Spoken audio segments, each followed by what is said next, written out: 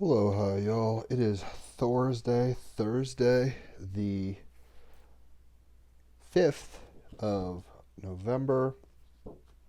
Today is a Vishuddha Chakra Day, a throat chakra day, according to Dreamspell.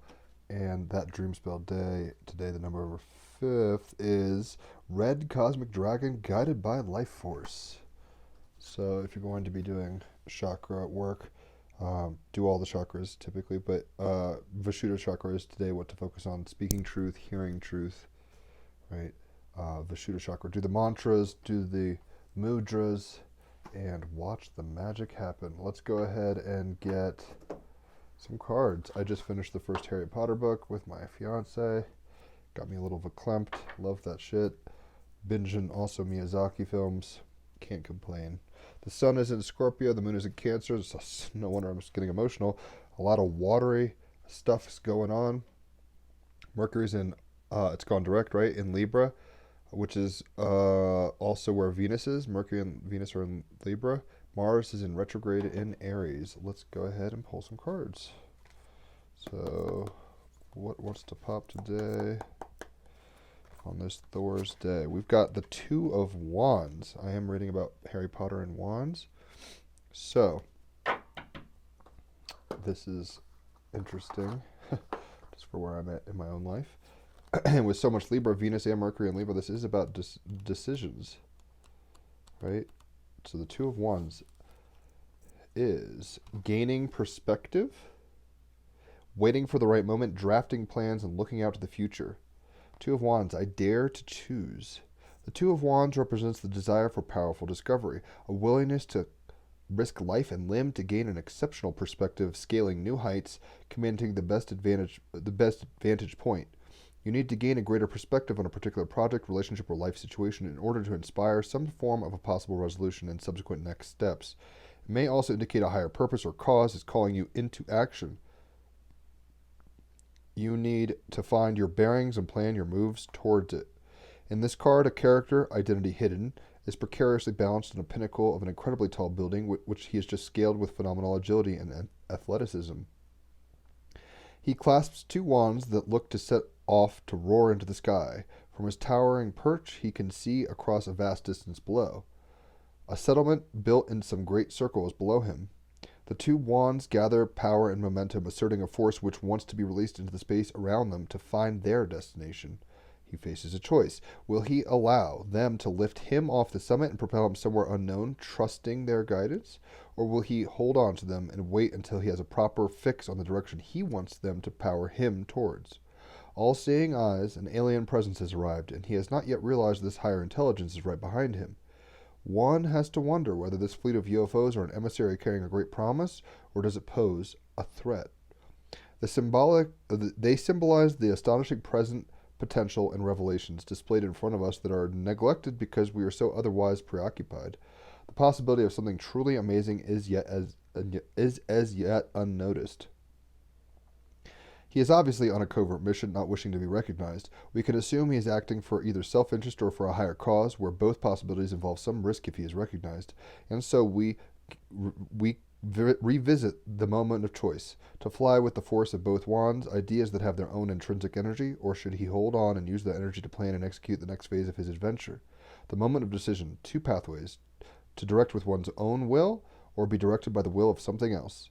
The Two of Wands suggests wherever you are in life, it would be advisable to gain a powerful perspective. Standing back before the reworks of inspiration, an incredible idea seizes you and sends you flying.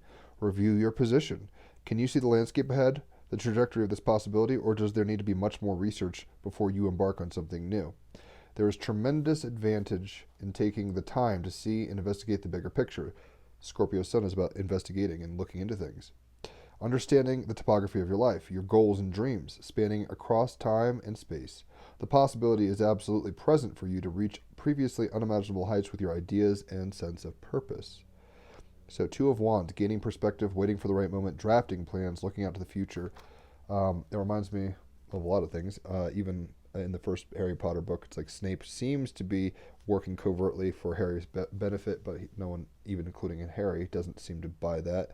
And are we kind of letting things take us where they will and submitting to the flow of reality? or are we going to hold on and try to dial in what we want specifically? Either way, it's all good, but there's kind of a difference in approach there. One is like, come what may, and then one is like, my will be done, right? Or whatever. I do what I will to, kind of thing. So let's go ahead and get a clarifier. Hopefully you're all doing well today. Yeah, I've already read for 2.5 hours, basically, so I'm awake and ready for the day. We've got the Maiden. The Maiden is an archetypal card. It's number 2 in this deck. So zeros, it says the choice, which is ironic. 2 of Wands is about choice. The child is number 1, and then the Maiden. Keywords are fertility, independence, self-esteem, confidence, self-expression, self-exploration, self-interest, sexuality, creativity, selfishness, codependence, and timidity. Key phrases: follow your dreams, discover your passions, focus on self-discovery, address self-imposed limits and restrictions, increase your independence, seek your own answers, release feelings of fear and abandonment, craving attention, needing rescue, expressing goals and desire, being true to yourself and acting with empathy. The moon is in Cancer, the sun is in Scorpio. This is about boundaries, Scorpio, and understanding what you need and what you don't need, and maybe like nurturing yourself, moon in Cancer. Venus and Mercury in Libra, where it's about like fairness, balance, right? That kind of stuff. So, the Maiden walks an unfamiliar path, but does so with confidence and grace. She has been taught by those around her that it is not selfish or conceited to follow her dreams and actively work to manifest her goals and desires. So, the dreams are the moon in Cancer, and the powerful movement towards them is sun in Scorpio. She does so without needing permission from anyone. Much like her male counterpart, the youth, the modern maiden is not afraid to ask questions, challenge the answers, and be adventurous explorer. While the youth explores new horizons, the maiden explores herself. This is very Scorpio sun, psychological depths, right? Our own magic. The maiden is equally interested in first discovering and then nurturing, moon in Cancer, her interests and increasing her self-knowledge, exploring her waking sexuality, Scorpio sun. She forms relationships with healthy boundaries, Venus and Mercury in Libra, right, with the boundaries expressed in Scorpio sun, and expresses her sexuality with innocent pride and confidence. When she chooses to take a lover for the first time, it will be done without shame or fear of judgment. If she chooses to remain alone, it is not because she believes herself to be undesirable, but because she does not believe that she needs a lover in order to be happy or fulfilled. This is actually Venus in Libra and Mercury in Libra, a healthy place, non-codependence, like knowing your place in, with others and being like, I love myself enough not to just like philander for filling the void. The Maiden card is one of youthful confidence, empowerment, and increasing independence. She is fertile, but uses that fertile nature to create, express, and explore. And the Two of Cups is all about exploration, right, through choice. She's on a journey of self-discovery, focused on learning more about who she is and what makes her happy, and she knows that her explorations in the present will give rise to a future self who knows what she wants from life and is not afraid to make it happen. In the past, the maiden was expected to do as she was told and be true to the expectations of family and society. In the present, the maiden chooses to begin the journey toward self-awareness and empowerment. So the maiden in the young, beautiful, and pure represents the arrival of spring, a time of transition and change. She is symbolic of a moment that is bright with new promise. It is a fertile moment, one that may bring both abundance and independence. Now is the time to embrace growth and excitement and anticipation, right? I dare to choose was the Two of Wands, so she's daring to choose for herself. However, but probably in a healthy way, right? In an emotionally, curious way. Moon in Cancer, but in maybe a healthy, balanced way. Venus and Mercury in Libra. However, just as late frost can lay waste to new growth, ridicule and unkind words from the others can give rise to doubts and questions that can, in turn, result in self-sabotaging behaviors. Be strong and firm. If there is a need, take steps to protect and nurture all that is new and vulnerable in you from those who seek to limit and restrict your growth. It is time to put your interests first, to walk your own path, Scorpio sun, like strong power for the self, to sow the ideas that have been germinating within. Express yourself, moon and Cancer. Let that which has lain dormant awaken and come to life. So we're getting told that we can't really make a mistake in a sense. Like the Two of Wands, you have to choose. Do you want to do you want to? It's both simultaneously in the yin yang. So it's not either or. It's like both are an avenue of choice. You can either basically be like, "Que sera, sera," and I'm going to go with the winds, which has a place, or you can say, "I'm going to do what I want and I'm going to make it happen." Right? Either way, we're being pushed into essentially maturity through choice, independence through decisions, choosing, you get to choose to see the cup half empty or cup half full. That's a choice. And maybe there's a lessons in, her drinking from a bitter cup for a while. That's her choice. Maybe she'll have a goth period real soon, right? Or maybe she'll become Amelia Earhart and go adventuring off into the wild unknown and challenging conventions and restrictions of others, right? Social taboos, Scorpio sun. So it's like people like, don't do magic. And she's like, you fucking muggles, right? Like that kind of energy. She's like, I'm going to do what I want. But that doesn't mean she's not going to make mistakes. She's a maiden. She's youthful, right? And the Two of Wands is early. The two is the beginning. It's like you're going to make choices, and how you choose, you still end up, it's like choose your own adventure. It still ends up in a place, but like these early choices determine kind of how the tale is told. What if Boromir hadn't lusted after the ring? Would the tale have gone very differently? Probably. But it is what it is, and we just watch and read and enjoy, right? Pioneering spirit. You can't make this shit up, right? The maiden has what? A pioneering spirit. She's daring to choose. This guy's up here in a precipice, and he's got a pioneering spirit. No one else is up here with him. He's by himself. He's between the world and the heavens, right? Between the known and the unknown.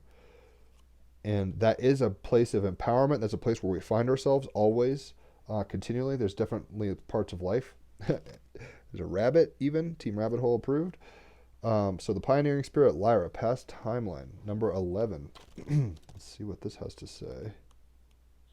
Lyra, pioneering spirit, past timeline. The early beginnings of the Lyran civilization were filled with excitement about exploring the universe. Very maidens like, oh, what can I do? I have choices. Let's see what it's about. They expanded their colonies rapidly, and their civilization grew quickly. These were the first forefathers of human heritage. Having a connection to this early Lyran time, you also have a connection to this pioneering spirit. This spirit compels you to explore both the physical and metaphysical worlds, right? Which is kind of what this guy's doing. He's explored the physical world to the fullest, and now it's his choice. Does he go up into the space and explore metaphysical, right? New ideas, totally, or does he take this rocket and go sideways and check out other mountaintops? While this is a healthy pursuit, the lessons of the Lyrans have shown that this desire for exploration must also be balanced with daily life, right? Venus and Mercury and Libra. Are we balanced about this? It asks that your exploration be a way to embrace physical life, not escape from it. And maybe the shadow of Scorpio Sun and Cancer Moon right now, and Neptune and Pisces, is this idea that we have. I'm just like, wait, does that mean? Yeah, so it's a grand water trend, basically.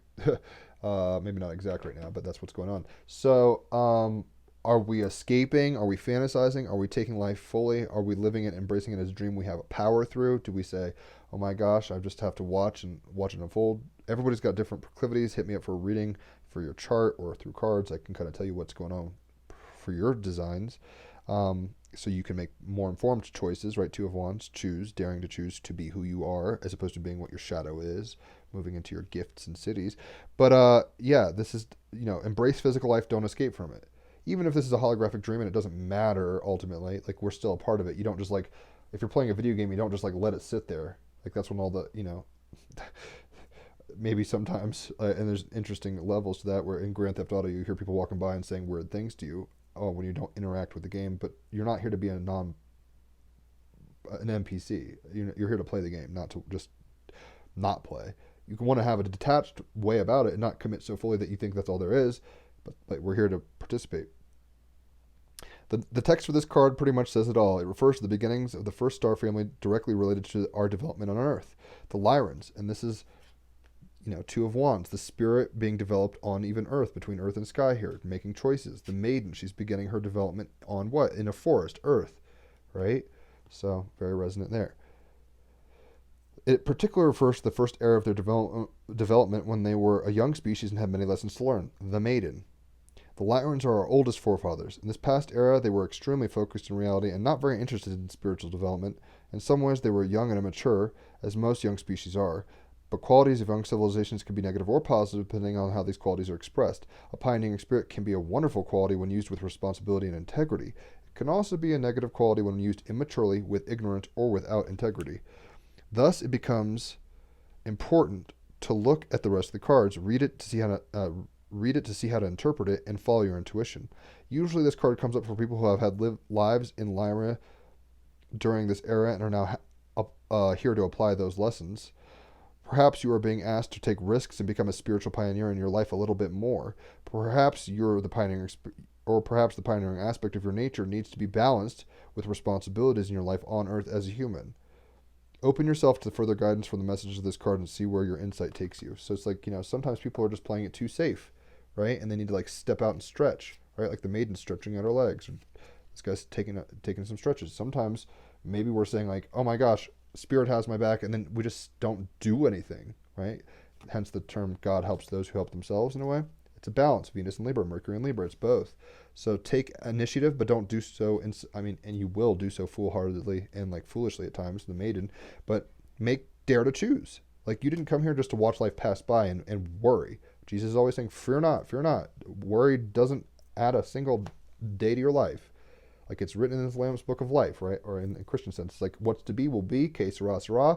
Simultaneously, act like you know. Like act like you know that you have free will, and act like you know that your beliefs create reality, right? And pioneer into your dreams more firmly, more strongly. We're all living a dream, consciously or subconsciously. That's what life is. And if you're being driven by fears and nightmares and stuff, subconscious kind of projections, it's going to be a very different reality than if you like follow your hopes and dreams and stuff. But that's why I love watching all these Miyazaki movies. And even Harry Potter, reading that. It's very youthful and hopeful. It doesn't mean it's not scary or dangerous or whatever at times, right? And there is death and all this stuff. But even, it got me all emotional earlier. Haley can attest. Shout out Haley, my fiance is the shit. When basically at the end of the first Harry Potter book, I almost said Gandalf. They're very similar. But Dumbledore is saying, like a well-ordered mind can deal with death properly, right? So if somebody knows that it's like they're here to have fun and explore, they're not going to be afraid to make choices. And the choices have very different outcomes. Maybe this one's like go to war, and this one's like stay home and make a flag. Like I was going to say Betsy Ross, but I don't think that's the name of the lady. Right? Very different kind of reactions to life, but we get the power to choose. And with the maiden, we're getting told that, you use the power of your youth and your hope and joy and all this kind of stuff to your advantage. You're going to make mistakes, but that doesn't mean you shouldn't make any choices. Don't be paralyzed in fear. Move forward in joy and hope and love. It's all in love. Remember that. Pioneering spirit, that'll get you going forward, right? And today we've got the cat, intuition. With a Scorpio sun and the moon in Cancer, with Neptune and Pisces, essentially a grand water trine. Intuition's on fleek right now for all of us. And it can be very confusing on what to do. Mars is in retrograde. It's like, what do I do? What do I do? And we can feel the power building. Like a choice has to be made, but like we're not sure what to do, right? I'm like, I don't want to make mistakes. I don't want to be on the wrong side of history, that kind of stuff. My brother was telling me that regarding voting. He's like, you don't want to be on the wrong side of history. It's like, well, you got to dare to choose and make your choice and live with it. So, intuition. Cat, use and develop your intuition. Your gut feeling is correct. You are not your mind. Develop your magical skills further. Introduce more play into your life. The maiden, playfulness, right? Mythos. The Egyptian goddess Bast is the embodiment of cat energy. A very ancient deity, she was originally a lion goddess, somewhat like Sekhmet, but her land and nature diminished in favor of cat energy. We've got Lyra, which is cat energy, right? The spirit of the lion folk, if you want to put it that way. Very ancient goddess, Bast is featured in the Egyptian Book of the Dead, Scorpio sun as fuck. Statues of Bast usually depict either a woman with a cat's head or a regal, beautifully formed cat with royal symbology and sometimes lion mask signifying a hidden, fierce nature.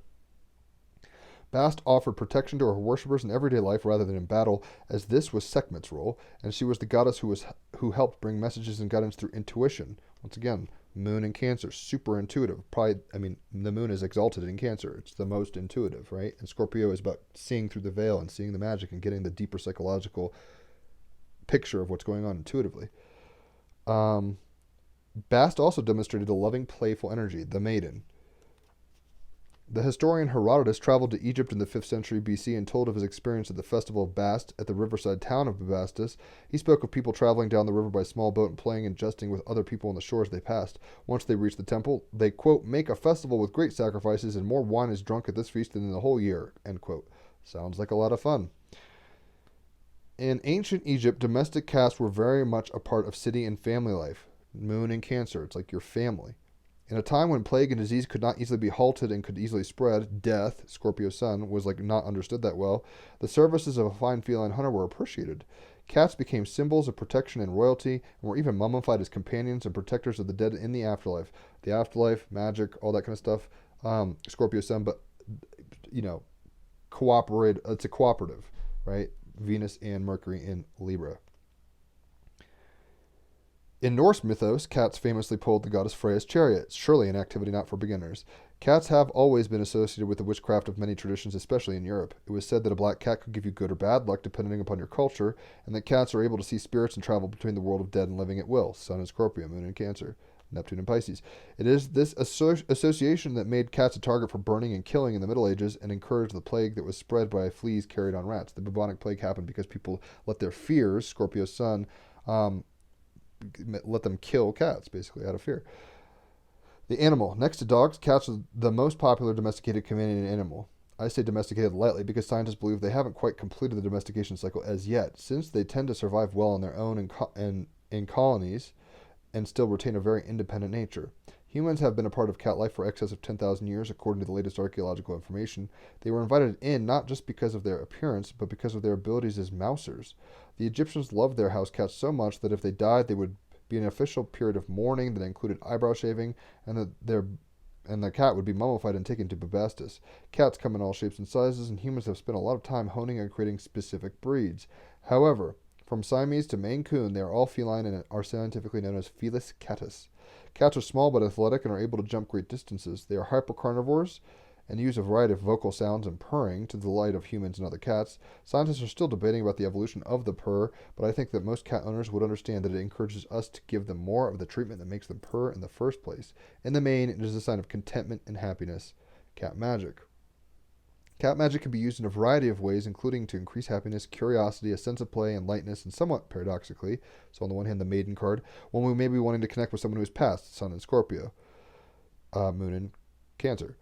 Cats are considered gods to the underworld, Sun in Scorpio, and can help with mediumship, Sun in Cancer, the water trine, mediumship.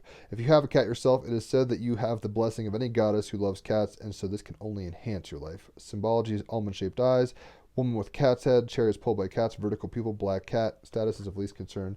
There are a lot of cats. They're probably not going anywhere, which reminds me a little of Feifel Goes West. The first one's called An American Tale, told from the perspective of mice. And it's like, there are no cats in America. It's a rather funny kind of tale. So, good films, good cartoons. My childhood is coming out hard today, it seems. My inner child. So, what kind of art card can we get? We have Paul Gauguin, right? So Gauguin, what advice do you have for us? But let's learn a little about dude.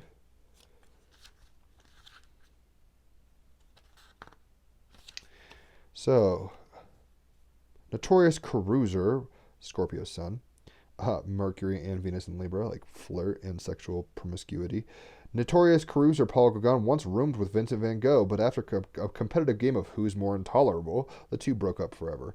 Gauguin, and that's really well represented in a movie called At Eternity's Gates with Willem Dafoe as Van Gogh. They show Paul Gauguin and him and how they had like a love-hate kind of creative craziness going on. Gauguin then threw caution and his wife and 5 children to the wind in search of exoticism and a career makeover, transformation through kind of, intense alchemy or whatever, even sexually driven, Scorpio Sun. In search for, I said this, and he went to Tahiti. He left France for Tahiti, where he settled with the native population, took young lovers for inspiration, and generously spread syphilis. In the South Seas, Gauguin upgraded his trademark post-impressionistic primitivist style. He blended daring colors, exaggerated proportions, and indulged in steamy suggestions with hints of romanticized outsider status. So romanticizing, like fantasizing, right? It's like, oh, I'm one with these people that I'm raping and pillaging and giving syphilis. Very water trying, right? It's like, oh, I'm dreamy with this and I'm painting fantasies basically, but also being very promiscuous. So it says, go far to go far is the advice we're getting from Gauguin. So with the 2 of Wands, I mean, you're going to go somewhere. We've got rockets and they're lit and it's like, yo, where are we going? Right? So you're going to go far no matter what. So which way you want to go? Do you want to like see where the wind takes you or do you want to like choose where this goes, right? Either way, there's no real wrong answer. You have to know this for yourself, know thyself, and everybody's got their own trips. So don't judge others for what they're doing, right? But the maiden's like, you know what? I got a life to live here. I'm young and I'm alive and I'm gonna kick ass. I have a pioneering spirit. I have life and I'm gonna take it by the horns. I might make mistakes, but I'm gonna do it with whimsy and naivete and care. She's like, oh, it's like almost like Snow White, where it's like, oh, the animals and the flowers. Like she's being very watery. Sun and Scorpio, Cancer in the moon position. So pioneering spirit, though, we have the ability to like enter into that dream more effectively and intuit what we truly want for the heart's desire, right? I mean, it's kind of one of those things where it's like you have two choices. It's like pick one, and then you just go with your gut. And it's like, well, that's what you really want. Don't overthink it, right? So go far to go far, as in he went far away. Go within in meditation, astral project, do psychedelics. It may be tricky these times collectively, but go far. Read books, fantasize, right? Watch movies. Go somewhere in your mind at least, and you can actually change your reality. You'll go far also, maybe in terms of your development. The maiden chooses to go on the journey, so she goes further in her own development. If she just stayed at home, she'd be the child. So we have today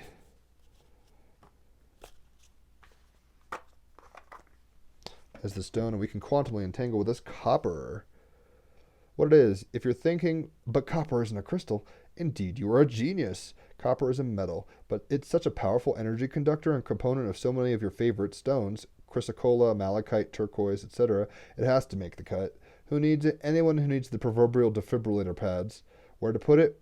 With your epic crystal collection, copper intensifies the potency of most stones, clearing the channels of communication between you and your mineral friends. When to use it? When it's time to pack up an old idea of who you are and ship it out for good. Move on, renewed with copper, right? So he was like, I'm a Frenchman with 5 kids and a wife. Nope, no, I'm in the Tahitian sunrise and having sex with all these people, right? So, and this even looks like copper, even though it's more like gold. We have the ability to like be empowered, right? The advice was saying energize your whole world.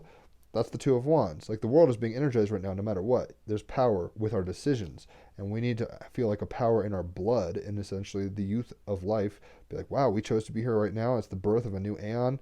All this kind of thinking about stuff. Have a pioneering spirit, right? Doesn't mean you're not going to get beat up or have bee stings or lose some sleep, right? Like things happen, but at the same time, go on the adventure, take the risk, do the thing, use your intuition. Energize your whole world intuitively and physically. Make choices that are intuitively aligned. Try to intuit what your body needs to do. That kind of both andness, right? So let's go ahead and jam. Surprised Facebook hasn't collapsed. Usually at this point I'm having glitches or something. So that's cool. Is this going to hold? Hold on. All right, so that'll work, I guess. Cool. Let's go ahead and play some music. I didn't know. I was going to play a Beatles song at first.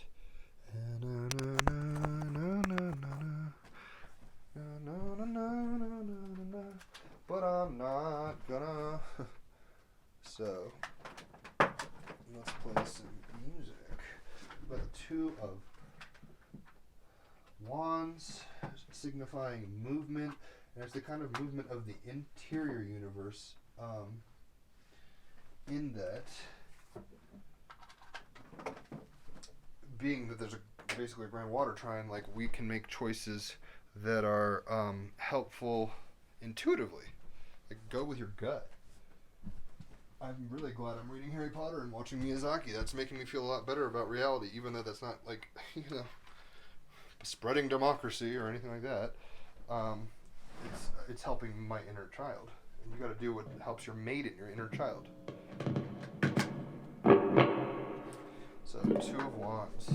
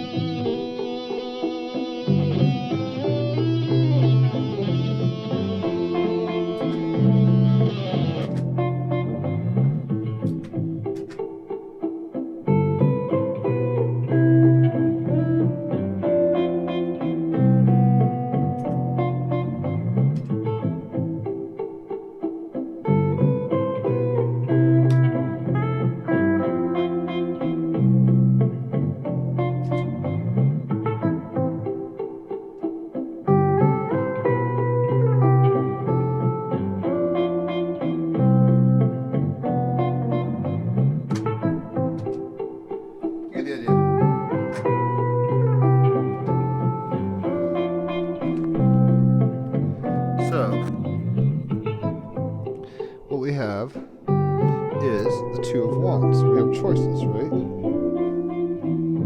What up, Becky? Hold on. It's been a hot minute. Hopefully you're doing alright. Oh god. So, with the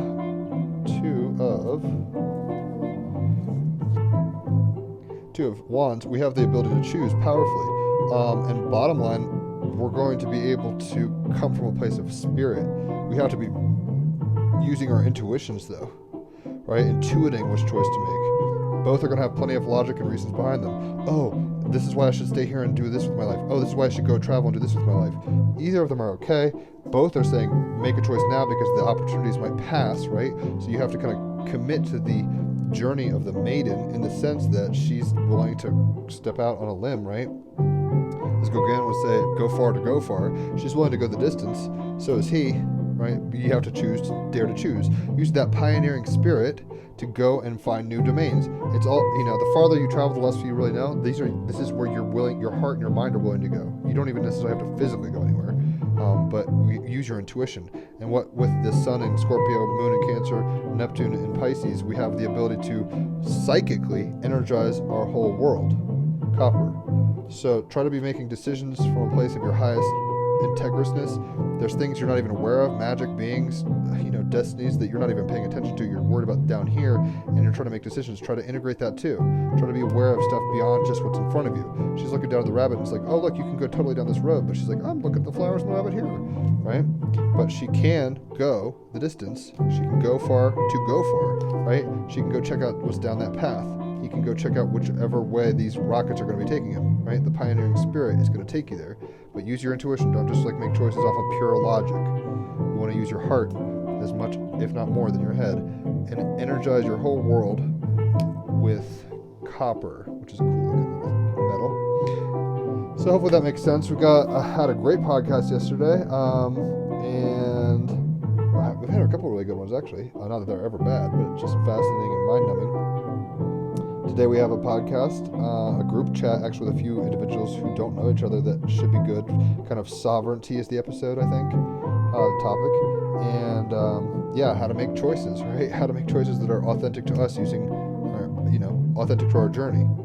Going for it, not being afraid, having the guts to kind of change the system and be the change ourselves intuitively, right? And expanding and energizing our whole world in the process. Should be a great podcast. Hit me up for readings if you want. Love giving them. People love getting them. On to the next I'm going to watch the Harry Potter movie tonight, and on to the next book with my fiance, so I can't wait to do that. Book 2. I've read them before, but it's really fun reading it out loud. I had forgotten. So, hit me up for readings if you want. Check out the podcast, and hopefully you are willing to make choices today that no matter what you choose, if you choose not to decide, you still have made a choice, as Rush would say. So it's like, something's happening. Make a choice and go with your heart. Don't go always with your head. Go with the initial gut reaction. Be like, what do I want? What's my highest excitement? That. And then you'll know. If you start being like, well, I can't afford that, or this is too scary, or whatever, it's like that's your brain and your ego trying to keep you, safe, essentially. So don't be too foolish, but be willing to be open, creatively open, intuitively empowered to make choices on the life of journey. You're at a youthful, optimistic, the maiden, willing place. She's finding independence for herself, and that means making mistakes, but that ultimately means choices. You have to be made, right? You can make mistakes, you can win, doesn't matter, as long as you make the choices. Go far to go far, as Gauguin would say. Go far in that pioneering spirit, using your intuition, and ultimately energize your whole world with copper, because when you feel free and that at least you're making movement, making choices, you don't feel like a victim of life, you feel like you're a participant of life, and that's ultimately who we are anyway. So, hopefully that makes sense. Have a good day.